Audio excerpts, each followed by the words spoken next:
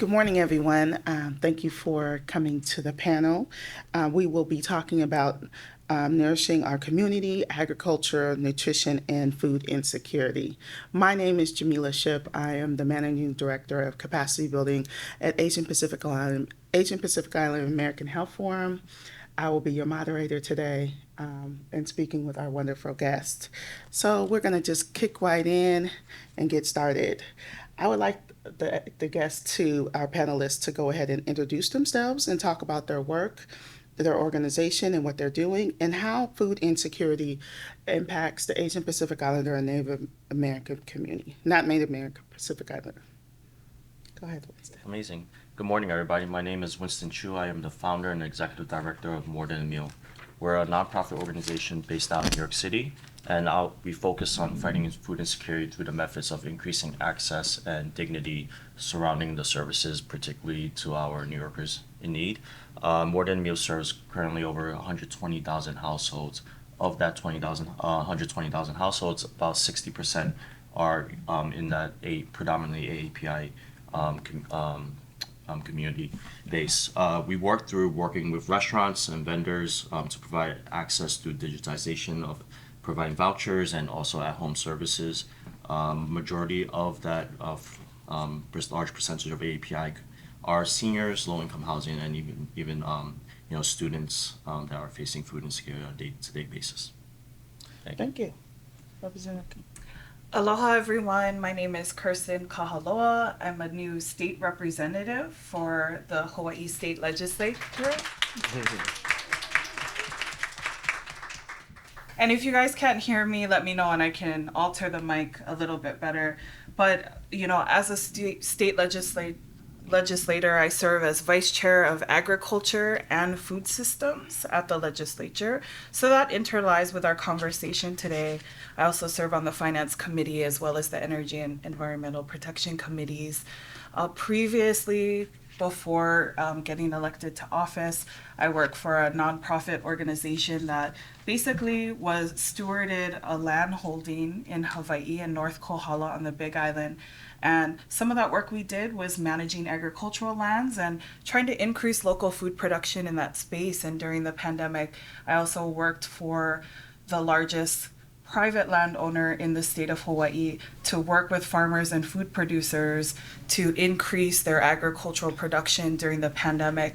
One of those reasons is Hawaii imports nearly 90% of its food.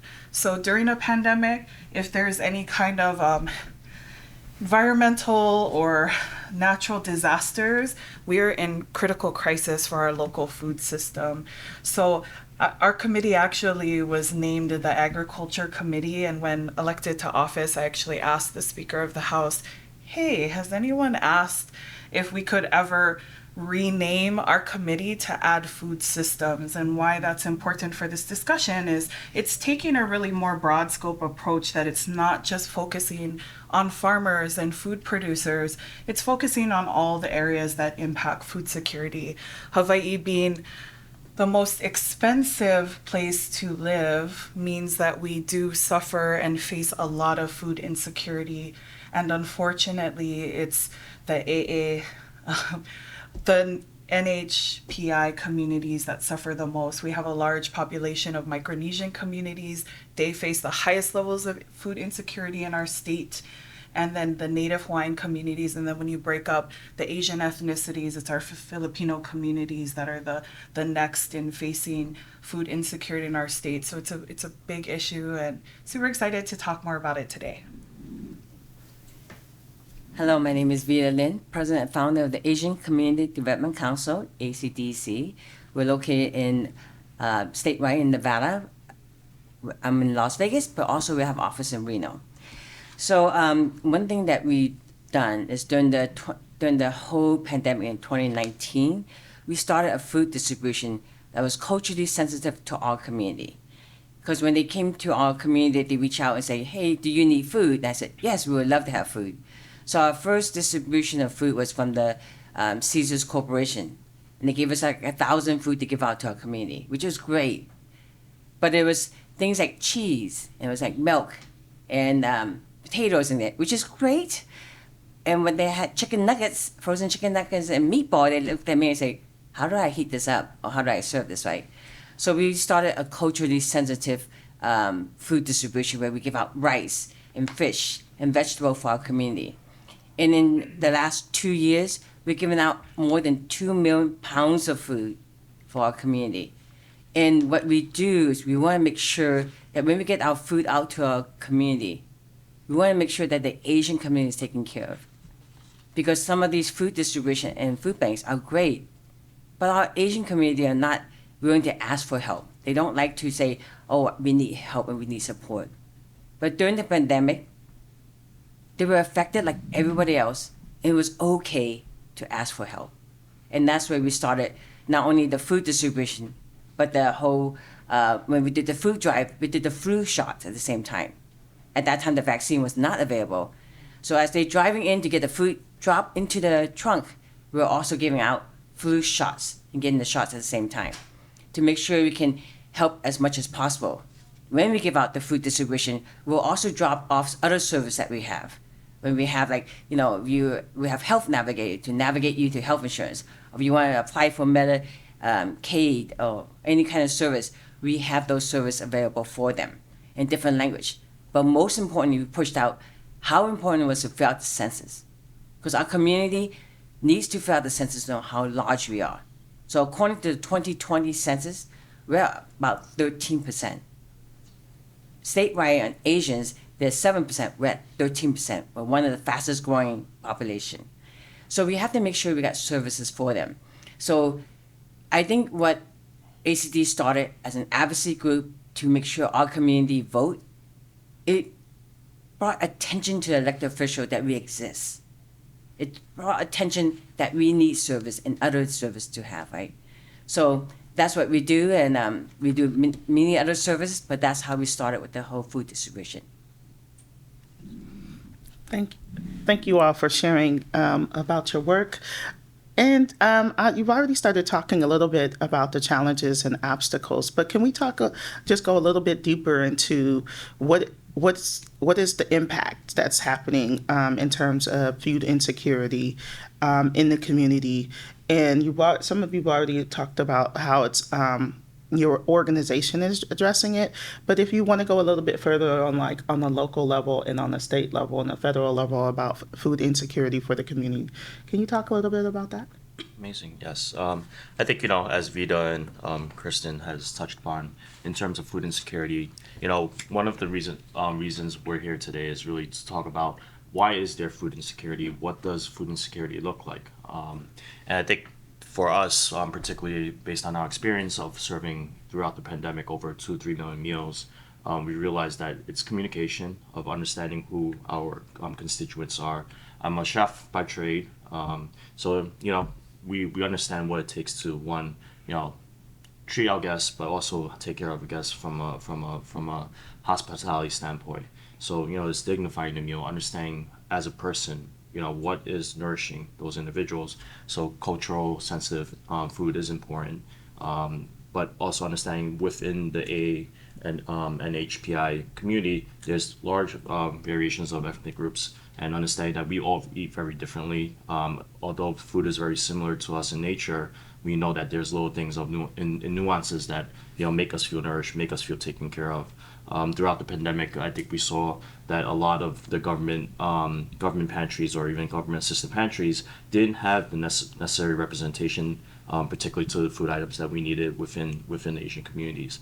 We got large fasts of milk and cheese, and understanding that those are things that are lactose intolerant for those that are receiving the food. We end up communicating and also bartering with other communities that were receiving things that they didn't want, particular to their communities. So it was this whole shuffle of where is food going, having visibility and managing the logistics behind it.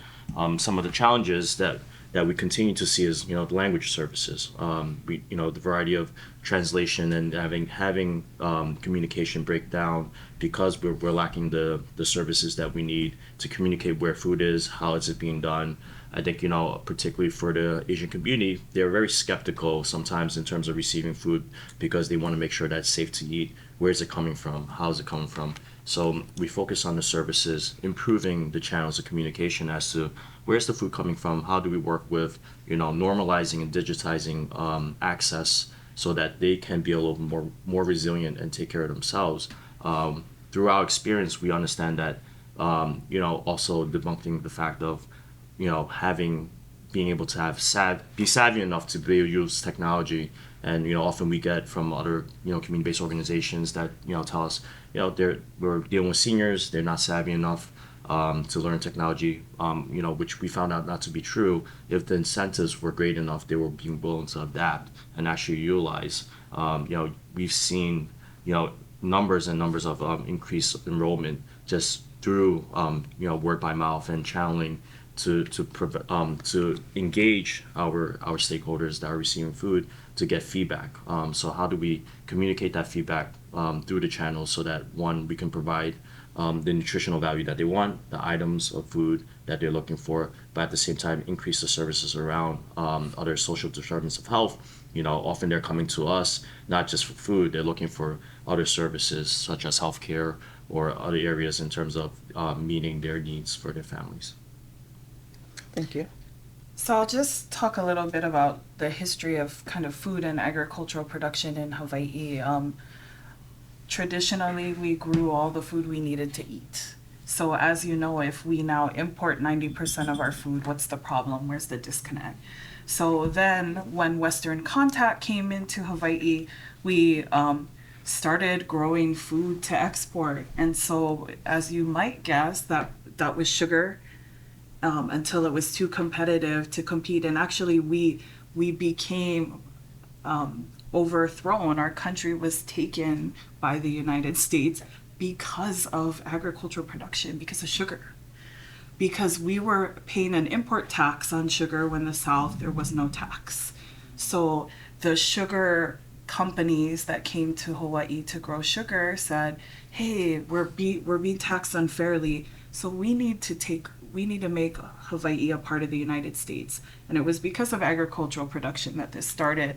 And then pineapple production, as you know, was a big thing. That's why we have Hawaiian pizza with pineapple on it, because of that. So we transferred to growing all our own food, to not knowing how to grow anything but food for big export. And we became ethnically diverse, with a lot of Asian cultures coming to Hawaii to grow sugar and work the plantation fields. So giving you that history tells you that at some point, families didn't want any of their children to be involved in food production because it was a sign of colonialism. It was a sign of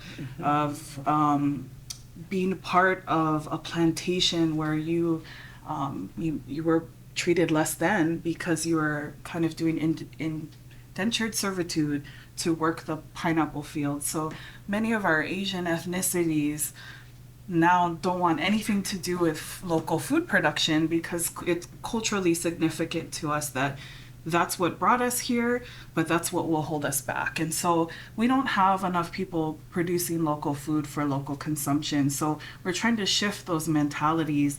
And the way we can do that from a policy perspective is, I think there's great opportunities to encourage local farming in our schools and in higher education, that it is okay to be farmers or be food manufacturers so that we can take the foods that we grow and produce them into something that has a higher shelf life. But because of that history in Hawaii, we also have to teach people how to want to eat those foods.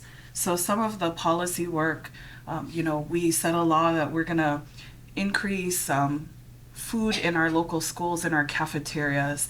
Our Senate president once said before the pandemic that our DOE public schools are the largest restaurant in the state of Hawaii.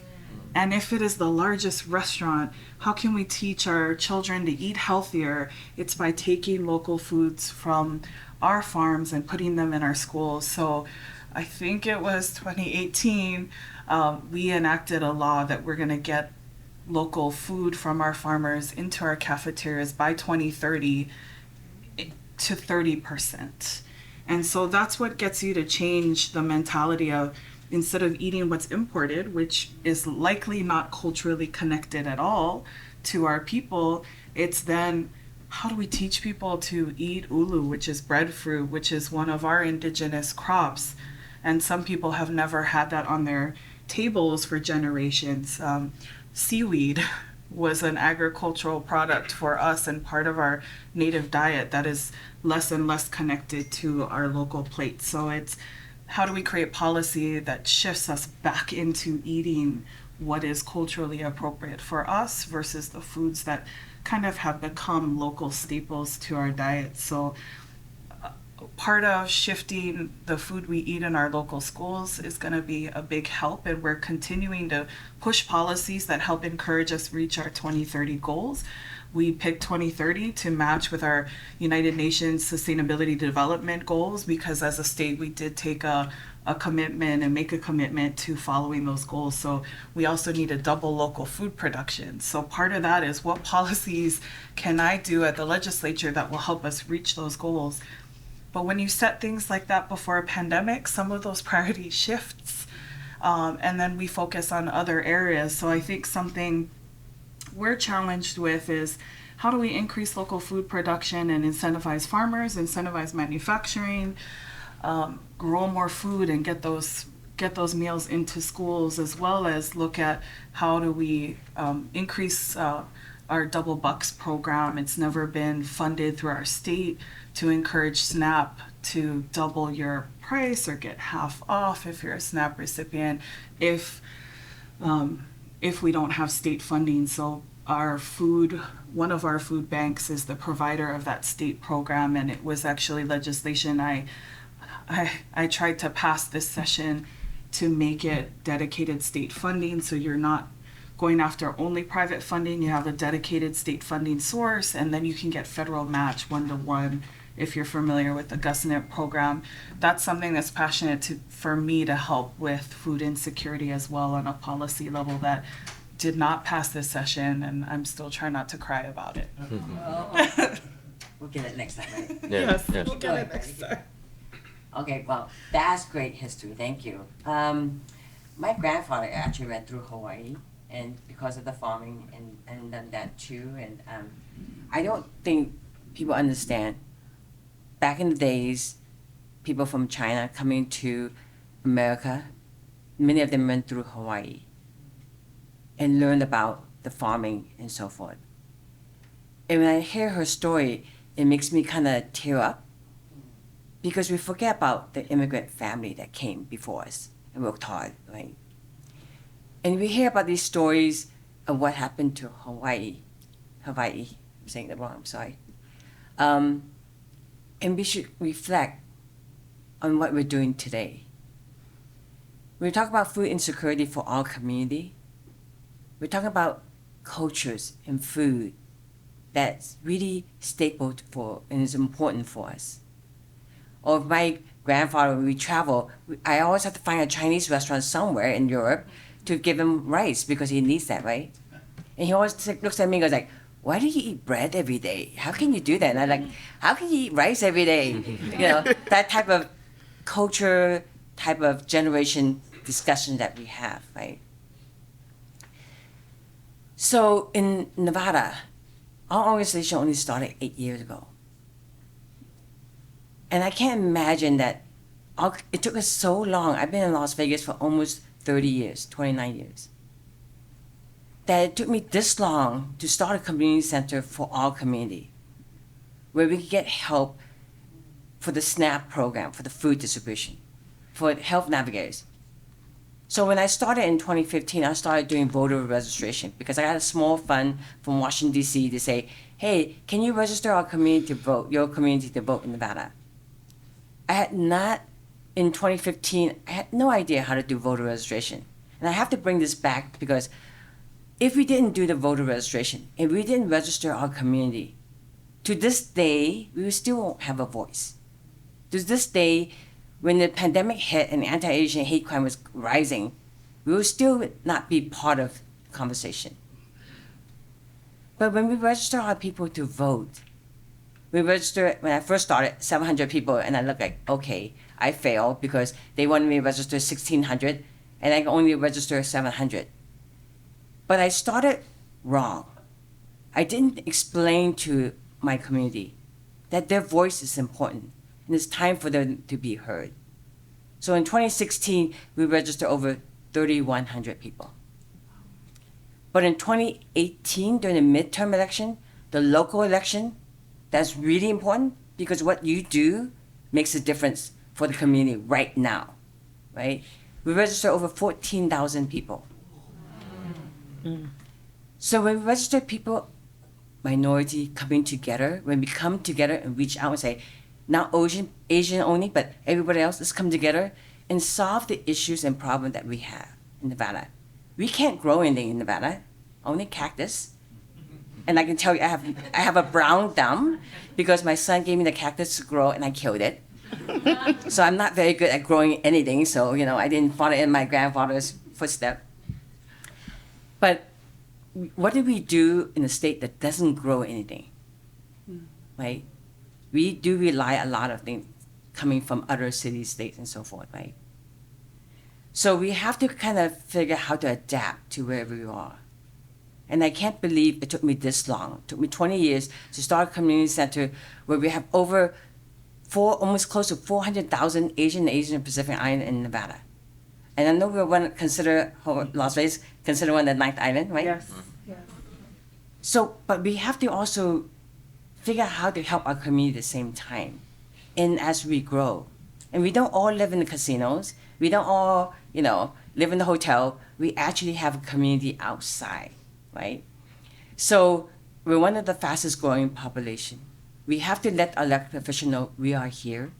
So during the pandemic, when it first happened, the governor reached out to us, can you do translation in different languages? What are essential workers, what are not?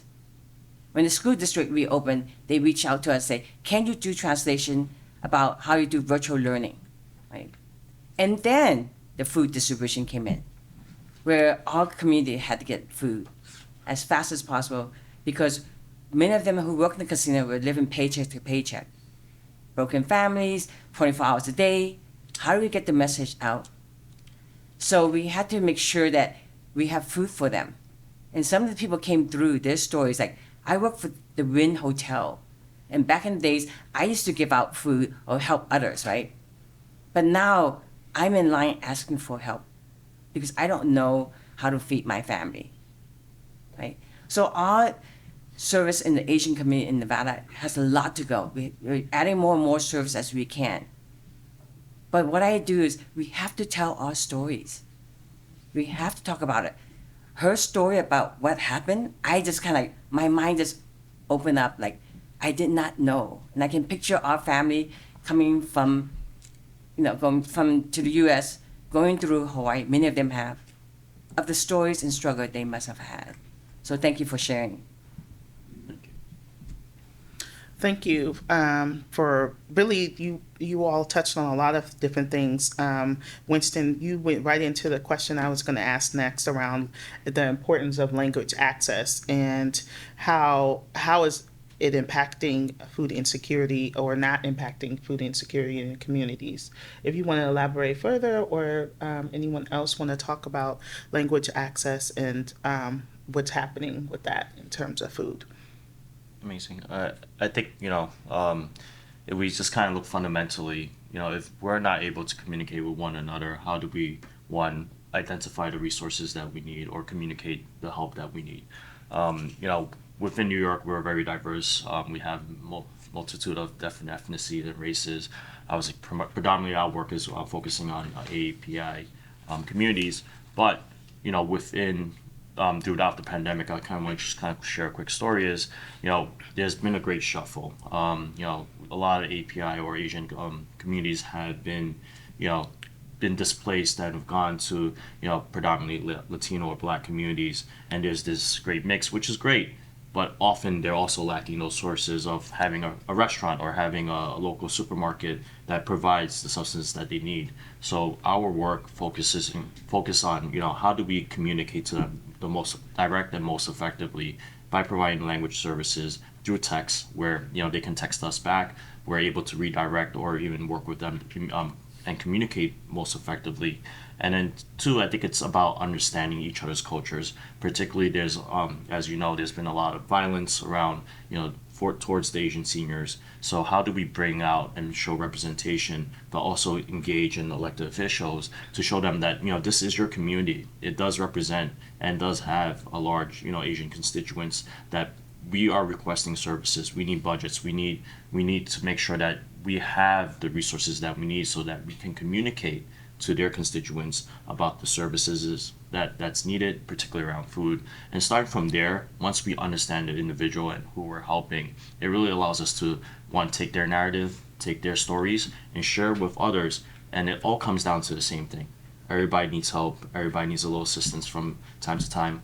I get a question asked a lot for us, in particular in New York, is how do you ensure that your program, has a verification that someone that's asking for help or taking help from restaurant vouchers to getting free grocery deliveries are needed? I asked them, what's the services right now that verifies people? We don't do any income verification. And at the same time, if you're making $100,000 in New York City with what inflation and rent prices are going through right now, you can still be food insecure.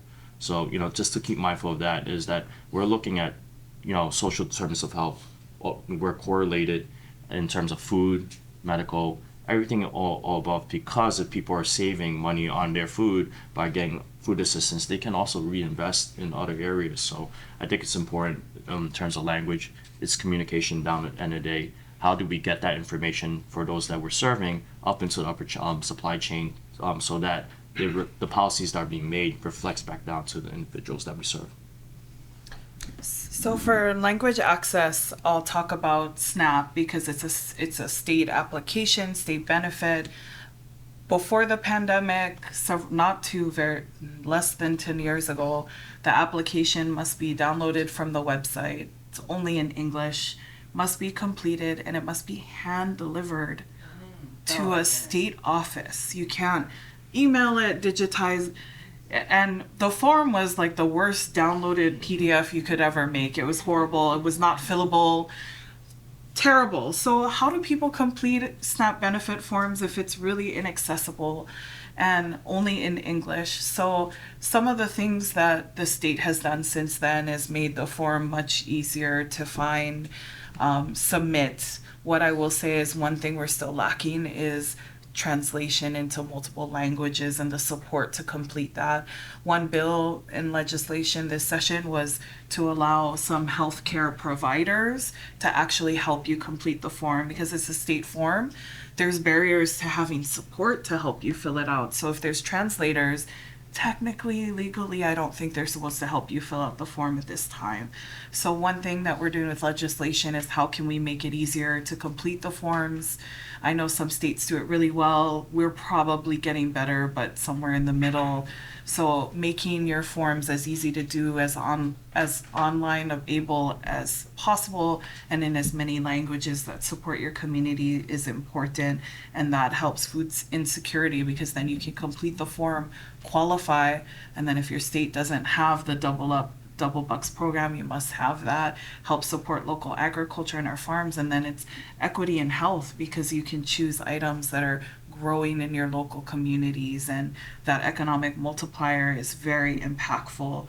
But the other language access issue I'll talk about is most of our farmers are not English speakers, and so support to encouraging our farmers to have resources in all different languages in translation as well. So we have health centers that go out to our farms to be able to help with health equity, to be able to speak their languages of those in our farms, to be able to translate and get support just for healthcare and services.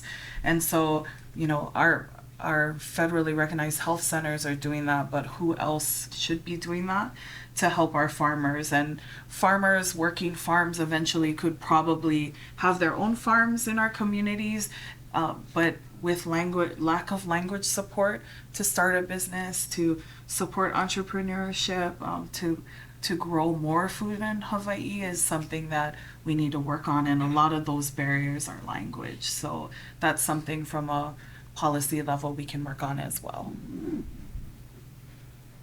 Okay, so here we go back talk about language, right? So in Nevada, we also have a issue with how to fill out forms, different languages and so forth. So we know that we do our language when we have our language bank in our nonprofit world, that we can translate not only how to fill out the SNAP program, how to fill out health, you want health insurance and so forth. We found that many of them needed someone that looked like us, that can understand us, to help them navigate how to fill out the form. And she's right. Those forms to fill out is ridiculous. I mean, as a person who understands English well, it's like, why are you asking me this and what? So we had to explain to them why those questions are asked. We have to help them in how to fill that form out in different languages, right? But what we did when it comes to the food part, we did what we call one day was the Chinese language speaking day, where the food were very sensitive to their food that they're used to. And we had a day for only Vietnamese community. So we had the fish sauce and things that they were used to, right? And then we had a day where we had Korean food. And I had no idea how much different rice I had to carry, because not all the group eat the same rice, right? So we have these different rice that we had to serve. We're lucky to get this warehouse. This lady who was opening a wholesale place for the Asian restaurants, she was opening it during the pandemic. So she had to leave her space empty for 10 months. So when we came and said, can you share half of your space for us to do food distribution? It was a win-win. We had to figure out how can we work with the community, getting out and service to the community, right? So we had these special days, but what we were doing was we're trying to build that database of who needed help, what the income is, so we can put other service that we have. If you're a permanent resident for 15 years, you never became a citizen because one, it's too expensive to hire an attorney to do it, or two, you don't know how to do the form. We actually set up a day where we do citizenships and help them apply to become a citizen, right? And we have a mock interview, so before they go to the appointment, we do a mock interview. So language access is really important because we don't all speak the same languages. We don't have the same culture. So even when we do that, we have to figure out what language they want and how we can get food that's for their community, right? So language serves a big thing for us. Thank you for sharing. So for this final question, I'm curious about what is the opportunities or possibilities that could happen for food insecurity, and what could you be excited about, and how could you leverage the private sector or the government in terms of addressing food insecurity? So I know we don't have much time left, but quickly, at More Than a Meal, we focus on collaboration and building collaboration across nonprofits and with private sector, and also opening opportunities within government. And the way we do that is that with numerous years of running nonprofits, it's a very competitive space in terms of raising money. We're competing against each other to serve the same community. So the goal at More Than a Meal is how do we reduce the cost of providing a meal? Focus on creating open source tools that we can share with our fellow community-based organizations. How do we give them access to our ordering platforms through restaurants? Provide benefits at the same time, increasing the purchasing power across community-based organizations. We work with private suppliers as well as logistics companies to open that up. We deliver home delivery boxes to individuals and families straight to their households, giving that experience that we all know when it comes to eating.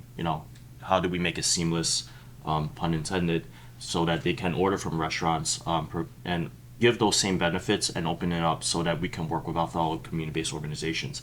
We're not here to replace organizations that have existed for decades, that already have existing relationships with the communities. We want to make sure that we're amplifying those relationships, focusing on the individual, focusing on the hospitality side. And I think, truly, when we get to know the families and individuals that we serve, then we can better serve them. So our first question, to most is, how do we help? How do we need? How do we serve?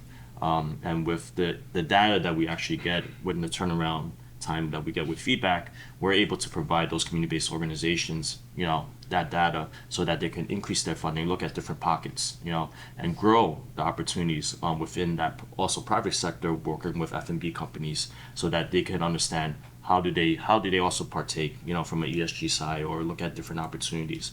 So we're very excited in terms of one, the pandemic has challenged us, but also has opened up a line of opportunities because things have shifted, supply chain has shifted, and I think within change, there's a lot of momentum to also create new opportunities so that we can do better. I will try to talk really, really fast because there's so many opportunities and ways to collaborate. Procurement policy, I think private organizations, hospitals, government entities, large and small, even hotels and resorts can take procurement policies to say we're going to support local agriculture and food production. And examples of that, hotels on Oahu decided to make a commitment that they're going to start to source local agriculture. So our visitors will get a much deeper culturally connected experience if there's local foods grown in Hawaii that no one, how many of you have ever eaten ulu before, breadfruit? Yeah, yeah. Thank you for knowing what that is. But if that's something we're starting to have an emergence of local food and we're eating in Hawaii, why don't we have our visitors experience that as well? But our hospitals, ever since the pandemic, when we couldn't start to put local agriculture in schools because schools were shut down, our policymakers decided to ask the private sector, please don't, because I don't know if you knew, we stopped tourism in Hawaii. Everyone stayed home, but tourism stopped. That is our number one economic engine, and a lot of our agriculture fed the resort communities and our visitor industries. So to support that industry staying alive, legislature, without enacting government policy, asked the private sector, would you take procurement policy goals and take those as a personal pledge for your organization? So we had large hospital organizations, private schools, Kamehameha schools where I went to school and work for, say we're going to commit to our cafeterias getting to 50% local food production. So imagine what that can do for local food production. That can end up helping food security as well. So that is increasing in Hawaii a lot. Food hubs and cooperatives. Some of your states may be able to have bigger ag and large organizations that source food to help food security across the state. We're a bunch of small islands, about 130. Most people know about 8, and then Vegas, Nevada be 9. Vegas really be 9.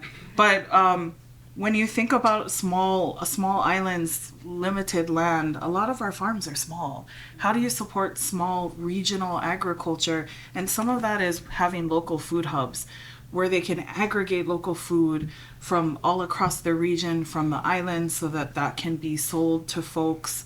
That's the small regional ag. And then one resilient thing we're doing to increase indigenous agriculture is we have one cooperative that it's called the Hawaii Ulu Cooperative, or breadfruit, and they know that was a local staple. So they have over 100 farms aggregating to one cooperative, so those small farms can make more money than selling directly to a regional distributor. They started putting that and refining it into flour, so we have native flour. They've also done light processing where you can actually get your taro or your breadfruit or your sweet potato or other indigenous starches that are local to our cultures and customs. You can get it cut, frozen, ready to go. All you got to defrost, chop it up, and put it in your food. We're used to that luxury where people, if you give someone a vegetable, they're like, what do I do with it? So that's another way, again, if we do some light shared manufacturing. And one policy thing that we were able to do this session is we're setting up state regional manufacturing sites across the state.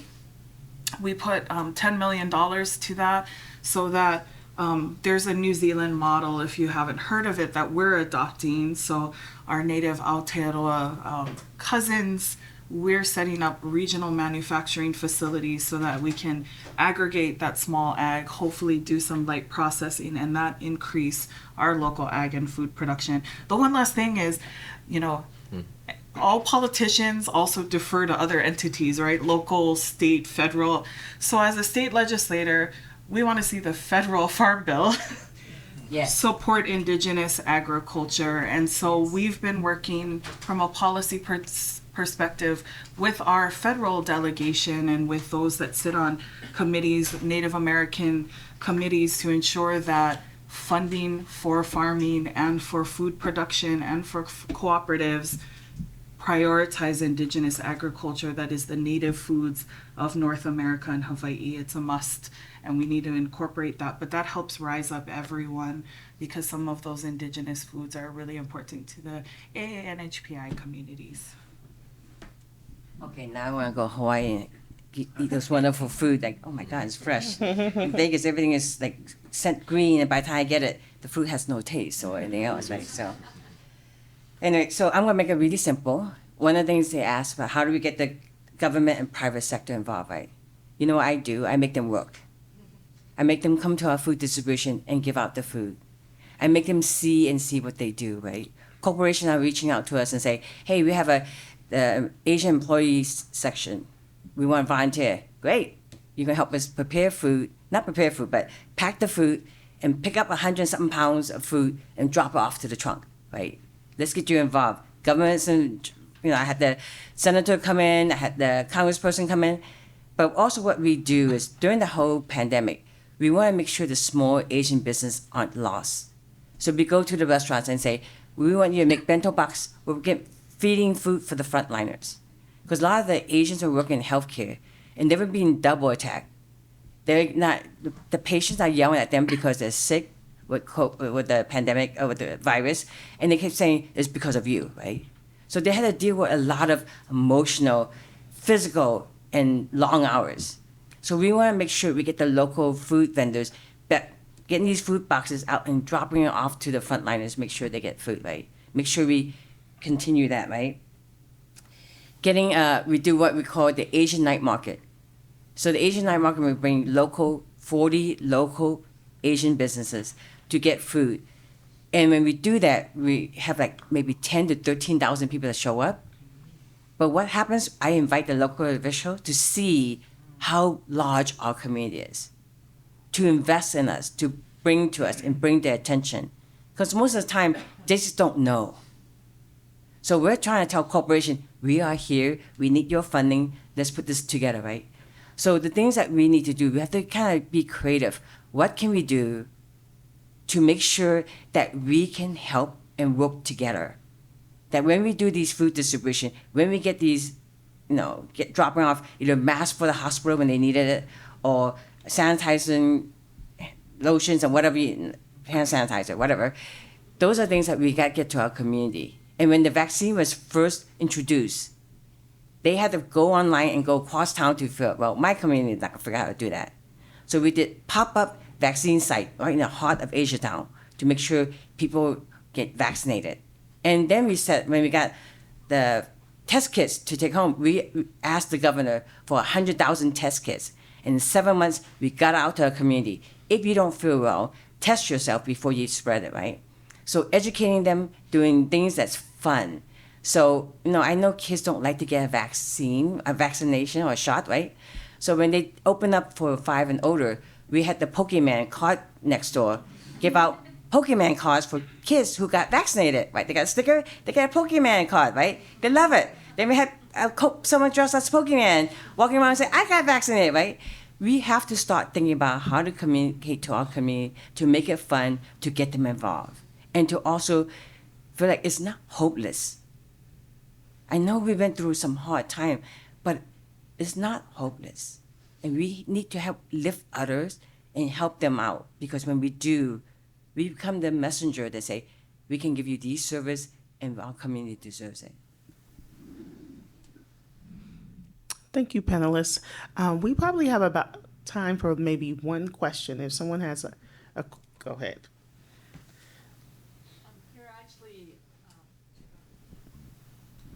Thank you for the panelists. I'm actually here to raise a serious challenge we're facing in our Asian community, AA and NPI community, and that is the food security now is taken as a national security issue. I'm not sure if you're aware of that. In Texas and Florida and all of other red states, primarily, Republican legislators are pushing these narratives and state legislators to ban the immigrants community for accessing property, especially agricultural land.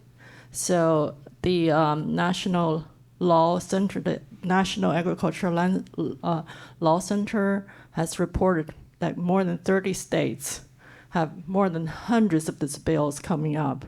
So if you Google ban immigrants land or property purchase, you'll see this news everywhere. We're actually fighting this battle for the last 4 months, really a bloody battle to try to protect our community. So Florida just passed a bill, in fact, last week, to ban the immigrants, especially Chinese immigrants, from buying the land. And we are now in the last couple of weeks in Texas trying to do the same thing. And this is a serious threat to our community livelihood, and it's taking to be a national security issue. So I hope that we really make an effort to reach out to our community to really help them, to alarm them. This battle is happening, and it's just the start. So it's gonna get worse and worse down the line. And I hope everyone take this really seriously. Yeah, the panelists, I really welcome your comment on that. Since you started with policy and legislation, I'll start. Hawaii is a blue state, so we're not having this issue directly, but immigrants are the lifeblood of our agriculture across the nation, not just in our state. And so saying it's okay to be a farm worker, but not a landowner or a farm entrepreneur or agricultural entrepreneur is unfair and unjust. And so how we ensure we support not allow legislation to be passed that ban this, actually any legislation that primarily targets any ethnic community, not just the AA and HPI communities we're focused on today, is wrong, illegal, and shouldn't happen. I'm sorry to hear that this is happening, but how I would like to learn later how states not fighting this fight can help support in other ways the states that are fighting this type of legislation, or proactively creating legislation in states that will ensure that a ban can never happen, is what I think is very important. I actually have a more simple. In the state of Nevada, we're a purple state, which means go red and blue all the time. When I did this whole voting registration, I found out that we have more young people, registering young people to vote. And it's about their future. So number one is we gotta get our community to vote. People who own lands or work in those lands need to get involved. Their voice need to be heard, right? And when they come together, we register so many people. We put 7 Asian legislators in this year. We have not seen those numbers before. When we get our community to register, when we get them involved, that's when you have a voice. We can't talk about legislation unless we get our people involved. We can't complain about it until we get them involved. And some of them are maybe permanent resident, some might be undocumented. Whatever the situation is, they know someone that can be their ally to make sure that they register to vote, to have a voice for them, right? To make sure these rules pass. We need more people like her running in office, making the change. And until we can complain all day, until you get involved, until you get your voices heard, it would not happen. They would not. So I can tell you, when I moved to Las Vegas years ago, guess what the elected official said to me? The Asian people don't vote. You don't have a voice, right? So it took us a while. But boy, when we changed it, 42% in 2020 during the whole pandemic. We luckily pushed same-day registration to vote, but we also pushed mail-in ballots. 42% of our Asian community came out early voting mail-in ballots. So that's when you can change something. If you want to make changes about what's going on, get involved. And you tell me I have this complaint, but I don't vote, I'm sorry, you just lost your voice. Go ahead. I think to all the above, and for us, food is the center of our community, particularly the Asian community. So utilize that as a common ground where we can educate, shared information. I think the younger generations, such as myself and chefs, Asian food and even within the CPG market has grown significantly over the past couple of years. There's been large investments, and I think having these conversations with chefs like myself and our colleagues to one help also utilize their voice and their popularity to spread that message, because as our popularity of our foods is growing, understanding that sourcing locally and being able to work with our local farms is important. And if we don't have those lands, our food's only going to be one more accessible and outpriced for our communities. I want to thank the panelists for really highlighting why food insecurity is happening, what the impact of language access looks like, and maybe even the historical trauma that has happened around food production and what in our farmers and that's happened in the community, and including discussing what policies that need to change in order to change food insecurity in the community. So I really want to thank you all for telling story and changing the mindsets that may be in the room, or your mindset might have already been changed. But I want to thank you for sharing today.